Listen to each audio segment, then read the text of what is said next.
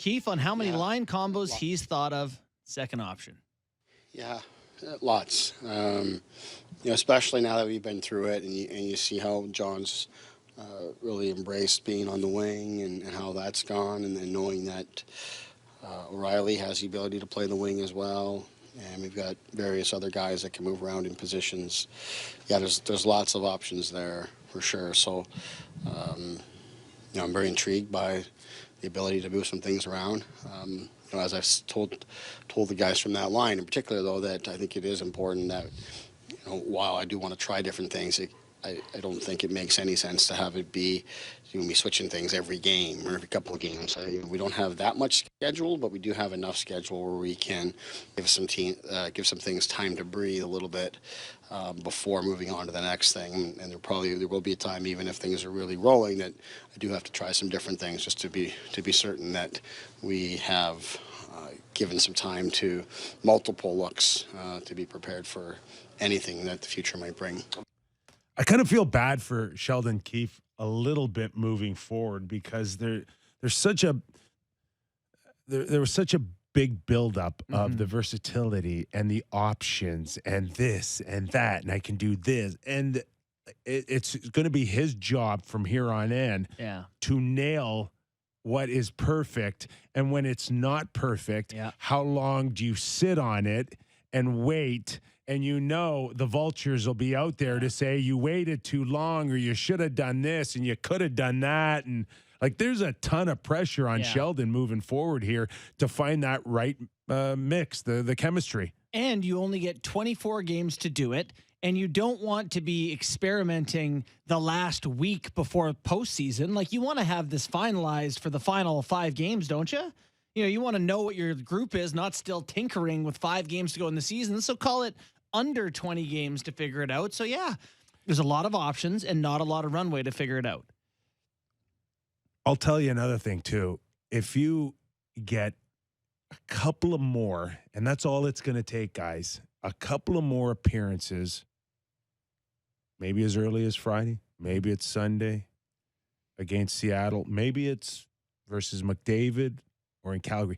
But if you get a couple of more looks of Ryan O'Reilly and Mitch Marner together, like you got in Buffalo, there's going to be a tremendous amount of pressure for Sheldon to keep that. Interesting, because I was hearing him talk there, and it reminded me of my parenting a 6-year-old and a 3-year-old, and that once you do thing one time, they think it's okay to do every time. And he has now put John Tavares on wing for a game. And I heard him in there say, after seeing John adapt there pretty well and whatever, it's, we've got a lot of options. My thought is now he's put him on the wing and it was okay. Is he open now to doing that in different ways, not just with Ryan O'Reilly? Could things change where Tavares plays wing on a different line now? Like maybe with Austin Matthews and Willie Nylander. Or maybe, that way you got Mitch and Ryan O'Reilly together, which they seem to have a nice dynamic. Could you create a third line where Tavares is a winger? Achari and Kampf can be your centers. Are there more options? Isn't there a name for that in baseball? Versatility? I don't know. I'm dating myself, but I remember names like Garth Orge and Rance Molyneux, where he's playing third, he's playing shortstop. They got him on left field. Utility guy, right? He's a utility guy. He's BJ Bird one game. I don't know. He does it all. Blown away by a BJ Bird reference on the show. Is that even his name? I don't know. I like when guys. One of my big baseball takes is I like when guys just play their position. Yeah. Like when there's this guy's a really good shortstop. I don't need him to play second or third or left field.